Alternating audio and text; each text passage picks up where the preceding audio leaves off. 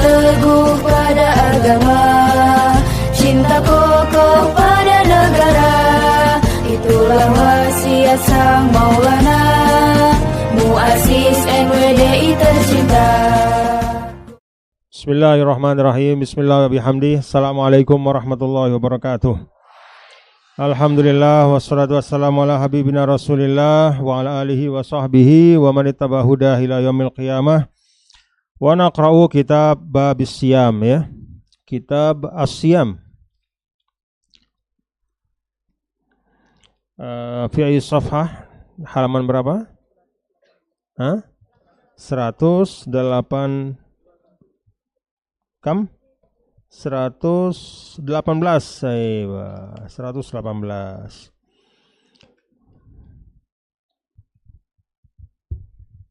Terus wa yakhatabul marid wal musafir wal murtad wal haid wan nufasa bil qada' dunal ada.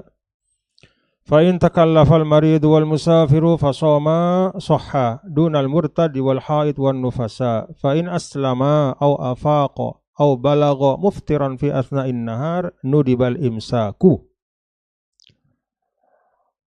wal qada'u wala yajiban. Wa in balagha sa'iman lazimahul imsaku wa nudibal qada'u walau tahuratil haidu amsakat nadban wa qadat hatman aw qadimal musafiru aw bari'al maridu wa huma muftiran amsaka nadban wa qadaya hatma aw sa'imani amsaka hatma. Walau qamatil bayyinatu bi ru'yati yaumi syak wajaba imsaku baqiyatih wa qada'uh wa yu'maru as-sabiyyu bihi li sab'in wa yudrabu li 'ashrin wa yubihul fitra ghalabatul ju' wal 'atash bihaitsu yukhshal halaku wal maradu. Walau tara'a fi athna'il yawm idza syaqqa as-sawmu wa safarul qasri in faraqal umrana qabla al-fajri.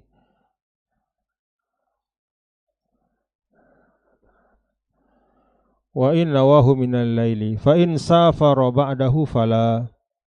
Allah Subhanahu wa taala alam. Para tulab talibat, kita baca kitabus shaum sesuai dengan waktunya, yaitu kitab tentang puasa. Yang pertama tentang puasa itu adalah status hukumnya. Bagaimana status hukum puasa Ramadan? Yajibu shaumu Ramadan ala kulli muslimin balighin aqilin qadirin ala shaum ma'al khuluwi an haidin wa nifasin fala yukhatabu bihi kafir wa sabi wa majnun wa man ajhadahu shaumu likibarin aw marad la yurja bur'uhu bi ada'in wala bi qada'. Lakin yalzamu man ajhadahu shaumu likulli yaumin muddu ta'am. Wa yukhatabul marid wal musafir wal murtad wal haid wan nufasa bil qada' dunal ada. Fa in takallafa al marid wal musafir fasoma sahha dunal murtad wal haid wan nufasa. Fa in aslama aw afaqa aw balagha muftiran fi athna'in nahar nudibal imsaku.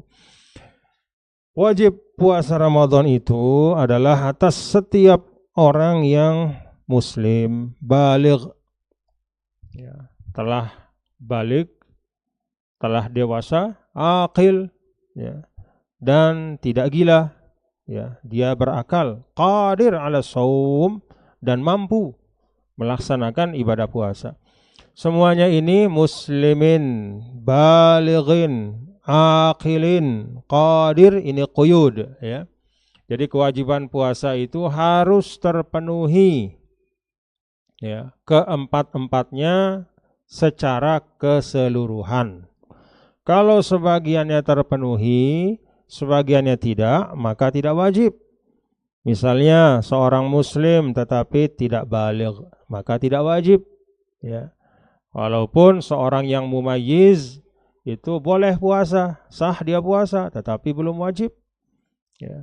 Demikian juga kalau dia muslim, baligh tetapi jogang, nah, dia juga tidak wajib, ya, atau kehilangan kesadaran sepanjang hari, maka dia tidak wajib puasa. Demikian juga kalau dia muslim, baligh, aqil, tapi ghairu qadir, tidak mampu, baik karena dia sakit ya atau karena ada hal lain. Ma'al khuluwi an haidin wa nifas. Nah, ini yang kelima ini khusus untuk kaum perempuan, yaitu kewajibannya adalah ma'al khulu, yaitu tidak sedang haid dan juga tidak sedang nifas. Fala yukhatabu bihi kafir wa sabi wa majnun. Maka tidaklah diwajibkan puasa itu seorang yang kufur, yang kafir, sobi atau anak kecil, wa majnun atau yang gila. Wa man ajhadahu shaumu likibarin aw maradin la yurja bur'uhu biadain wala biqada. Demikian pula tidak diwajibkan puasa itu bagi orang yang puasa. Kalau dia puasa maka ajhadahu, dia menjadi sangat lemah, dia sangat lelah ya, dia tidak mampu secara normal, ukuran normal. Likibarin ya, kalau sebabnya adalah usia. Jadi ada orang yang sudah tua sekali, karena tuanya maka dia akan sangat berat untuk berpuasa, maka dia tidak wajib berpuasa. La adaan wala qadaan. Tidak juga dia diperintahkan untuk mengqadanya. Karena kalau orang semakin tua, dia bukannya semakin kuat, ya. Dia akan semakin lemah. Jadi tidak mungkin dia disuruh qada gitu. Demikian juga kalau ada orang yang sakit dengan sakit yang tidak bisa diharapkan kesembuhannya, maka dia juga tidak diwajibkan berpuasa, baik secara ada maupun secara qada. Lakin, tetapi ada kewajiban penggantinya. Yalzamu man ajahadahu shaum likulli yaumin muddu ta'am. Nah, dua macam orang ini, yaitu orang yang sudah tidak berpuasa, tidak wajib berpuasa karena dia terlalu tua, atau dia sakit dengan sakit yang tidak bisa diharapkan kesembuhannya, maka puasanya itu gugur kewajibannya. Namun dia diwajibkan, yalzamu, dia harus mengganti setiap hari dalam bulan Ramadan dengan satu porsi makanan yang normal untuk orang bisa makan kenyang, sehat gitu. Muddu ta'am. Ya, yaitu seukuran satu mud to'am ya. Ya, kalau mud dalam bahasa sederhana kita itu apa bahasanya? Kalau ukuran tangan itu? Ya? Ya, tapi kan tidak bisa kenyang orang segitu. Ya, jadi ya sesuaikan sajalah ya. Jangan kita makannya 2 piring terus ngasih orang hanya 1 mud. Ya. Jangan kita makannya yang biasa kita makan dalam keluarga kita itu makannya makan enak, nasi ada ayam, ada sate, terus begitu bayar puasa yang dikasih hanya beras sedikit saja. Kan alasannya 1 mud. Ya. Jadi jangan seperti itu ya. Kita perlu mengingat bahwa ukuran-ukuran para ulama yang ada di dalam kitab itu berdasarkan pada pada kelayakan dan kepantasan juga untuk hari ini. Jadi jangan dipas-paskan sesedikit mungkin. Kalau bisa lebih itu bagus. Karena dalam Islam faman tatawwa khairan fahuwa khairullah. Kalau kita bisa menambah dari batas yang minimal, maka itu lebih bagus. Maka orang yang kalau dia berwudu melewatkan dari batas yang wajib sampai misalnya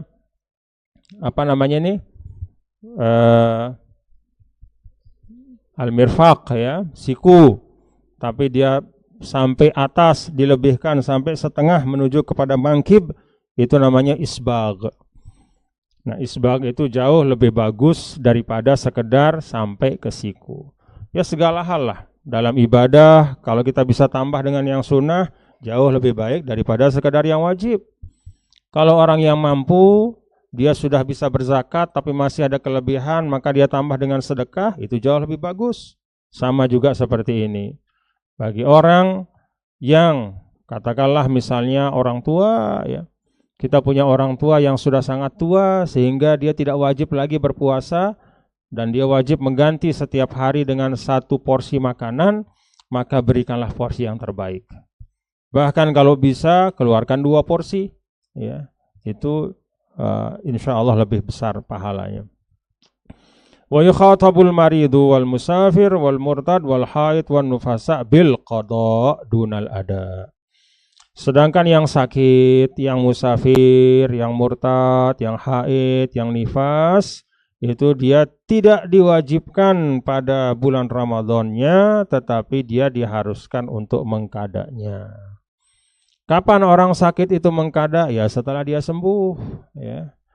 Kalau dia misalnya sakit terus ya, misalnya nih, dia bulan Ramadan sakit, terus habis Ramadan Syawal, Zulqa'dah, Zulhijjah, Muharram, Safar, dan terus sampai Ramadan masih sakit juga. Nah, dia hitung. Ya, jadi yang kemarin belum dia bayar, ya dia hitung. Dia hitung dalam arti apa? Dia tetap simpankan sebagai hutangnya. Jangan kemudian begitu masuk Ramadan lagi, udah habis hutangnya kemarin, ya. Karena sudah Ramadan, tidak. Ya, tetap yalzumuhu al-qadha, ya, tetap dia harus mengqada. Dan sebagaimana hutang manusia yang tidak ada expire-nya, ya, tidak ada habisnya, tidak ada jangka waktunya selain dari dilunasi, demikian juga hutang kepada Allah wajib untuk dilunasi, ya, sampai kita mampu.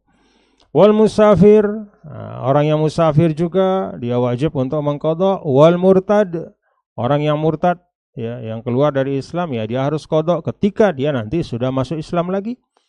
Wal haid, ya, dan juga orang yang haid setelah selesai haidnya. Wan nufasa, dan demikian pula orang yang nifas. Fa in takallafal maridu, ini urusan lain ya. Tadi kan tentang wajib apa tidak. Maka diberikanlah keringanan bagi yang musafir. Allah katakan, musafir, kamu boleh ya tidak puasa Ramadan tapi harus diqadha, begitu. Yang sakit, saya kasih keringanan, gitu kira-kira. Pada saat bulan Ramadan boleh tidak puasa tapi harus diqadha. Nah, sekarang pertanyaannya, kalau mereka 2 kelompok manusia ini memaksakan diri, ya, atau memilih untuk puasa, misalnya yang sakit merasa, sakit saya ini kan masih bisa saya tanggung. Misalnya sakitnya itu sakit kaki, misalnya kan, sakit kaki, enggak bisa jalan misalnya, sakit. Tetapi saya bisa tanggung, caranya pada saat sahur saya minum obat painkiller misalnya, obat yang menghilangkan rasa sakit, sehingga saya bisa tahan gitu. Sampai nanti buka saya bisa tahan. Nah, fa in takallafa, kalau memang dia memilih, ya, untuk tetap berpuasa walaupun ada satu penyakit pada dirinya, ya, fasoma, lalu dia puasa, soha, maka puasanya itu sah. Kalau kata soha itu artinya apa? Maka dia sah dan ajza'ahu, tidak perlu dia qadha, ya, karena sudah dia memilih untuk mengambil al-azimah dunar rukhsah, dan itu boleh. Cuma orang yang memilih untuk puasa padahal dia sakit, lalu dilihat oleh ahlul ilm bahwa kalau dia dibiarkan puasa maka dia bisa lebih sakit, apalagi dia mati, maka wajib dia dicegah. Ya, wajib dia dicegah. Misalnya ada yang memilih, pokoknya saya puasa, padahal dia sakit jantung misalnya. Terus dia harus minum obat setiap 6 jam sekali, misalnya ini. Wajib dia minum obat setiap 6 jam sekali. Lalu dia mengatakan, saya mau puasa saja, maka keluarganya wajib mencegah dia. Dipaksa dia harus dia minum obat. Ya. Kalaupun tidak mau, tutup hidungnya biar masih masuk obat itu. Ya enggak apa-apa. Karena hifzun nafs itu muqaddamun. Itu wajib, ya, wajib, ya. Apalagi kalau syariat yang ada qadha-nya, ya. Syariat yang ada qadha-nya itu wajib, ya. Bahkan kalau dalam Al-Qur'an kan illa man ukriha wa qalbuhu mutmainnum bil iman. Nah, jadi itu. Wal musafir, nah itu sama juga. Jadi orang yang musafir, saya bisa musafir, tapi dia betul-betul sudah capek, ya. Seperti ada kisah Rasul sallallahu alaihi wasallam lagi dengan sahabat bepergian dalam rombongan, tiba-tiba ada sahabat yang mengerubungi, ya, seorang. Nabi heran, apa itu? Apa yang dikerubungi? Terus kata sahabat, ada si paleng, gitu kira-kira. Loh, kenapa paleng? Dia puasa, gitu. Nah, kemudian kata Nabi, laisa minal bir asyam fis safar. Bukanlah merupakan kebaikan untuk puasa pada saat bepergian, gitu. Kalau memang berat bepergian yang memang melelahkan, enggak usah paksa. Jangan sampai kita ingin dapat pahala sendiri tapi nyusahin orang banyak. Nah, itu tidak baik, ya. Jadi kalau mau cari pahala, carilah pahala yang tidak menyulitkan orang, gitu. Jangan membuat repot orang banyak hanya karena kita ingin mendapatkan sesuatu yang bahkan tidak diwajibkan oleh Allah Subhanahu wa ta'ala. Ada orang tidak bisa haji, dia pinjam uang banyak-banyak. Yang penting bisa haji. Begitu dia berhaji, tiba-tiba dia meninggal di tanah suci habis haji. Sudah haji dia, tapi apa akibatnya? Anak cucunya nanggung utang. Nah, itu sebabnya dalam Islam manis tato'a. Jadi tidak boleh memaksakan diri. Wallahu a'lam bissawab. Nah, nanti dilanjutkan sama tuan gurunya. Alhamdulillah kita bisa tabarukan dengan Anwarul Masalik. Dan mudah-mudahan apa yang kita baca pada hari ini menjadi pengingat, ya, untuk menghidupkan fikih Syam. Kan begini anak-anakku, ya, bahwa termasuk dari ilmu hal itu adalah ma'rifatul asya allati tata'allaqu bil ibadah allati nahnu bisodadiha. Jadi termasuk dalam fiqhul hal, ya, suatu ilmu yang wajib diketahui oleh setiap muslim adalah ilmu tentang ibadah yang dia sedang berada di dalamnya, atau ilmu tentang ibadah yang dia sedang akan masuk ke dalamnya. Itu wajib. Jadi termasuk ilmu hal yang pertama adalah tentu sholat 5 waktu, karena itu keseharian kita. Yang kedua adalah ilmu tentang puasa bagi orang yang wajib puasa, gitu. Jadi kalau orang dewasa, dia sudah harus tahu ilmu tentang puasa, apalagi pada saat bulan suci Ramadan. Itu ilmu halnya. Termasuk ilmu hal adalah orang yang mampu, dia punya harta, lalu kemudian sampai nisabnya, kemudian kalau zakat perdagangan itu sampai haulnya, maka dia wajib tahu tentang ilmu zakat, berapa yang harus dia keluarkan. Kalau orang yang belum mampu, maka belum perlu dia mengetahui perincian, cukup kewajiban zakat saja, ya, bagi orang yang tidak mampu. Tapi kalau orang yang sudah mampu, muzaki, maka dia wajib tahu tafasil minaz zakat allati tata'allaqu bimalihi, ya, atau bimaliha. Demikian juga apa?